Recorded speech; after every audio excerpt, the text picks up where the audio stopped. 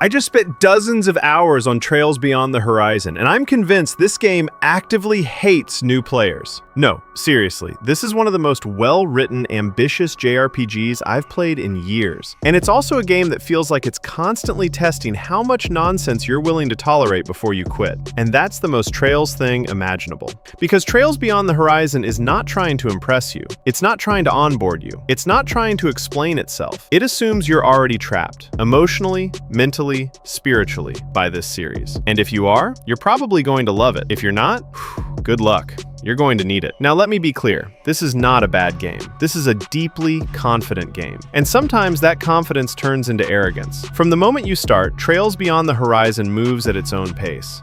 And that pace is slow. Not let's build atmosphere slow. I mean, we will explain this political concept 3 times and then have 4 characters react to it individually. Falcom loves its dialogue. It cherishes it. It frames it.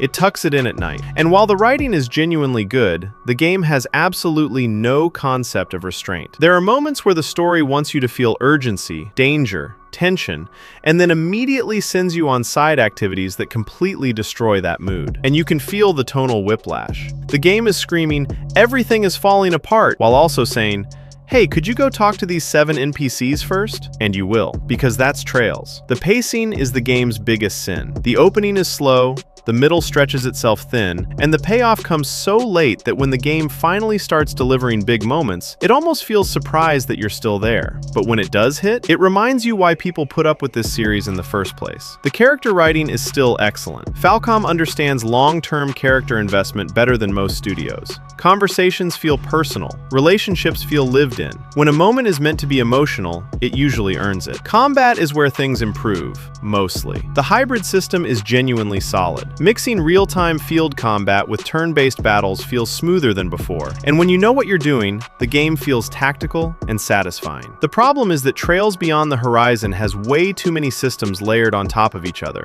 and not all of them justify their existence. Some mechanics feel essential, some feel niche, and some feel like they exist purely so the tutorial can last longer. There's depth here, but also bloat, and Falcom desperately needs to learn the difference. Balance is also let's say, creative. Some characters feel incredible. Others feel like they're just happy to be invited to the party. This has been a Trails issue for years, and Beyond the Horizon doesn't really fix it. And then there's the structure. Multiple routes sound great in theory. In practice, they're uneven. One route clearly got the most attention. One feels like fan service. Good fan service, but still. And one feels like Falcom saying, don't worry, we didn't forget about this character. It's not terrible, it's just noticeable. Now let's talk about the Falcom quirks, because pretending they don't exist would be dishonest. The font is still way too small. I don't know who this UI is designed for, but it's not human beings. NPCs are reused so often it starts to feel like a cloning experiment.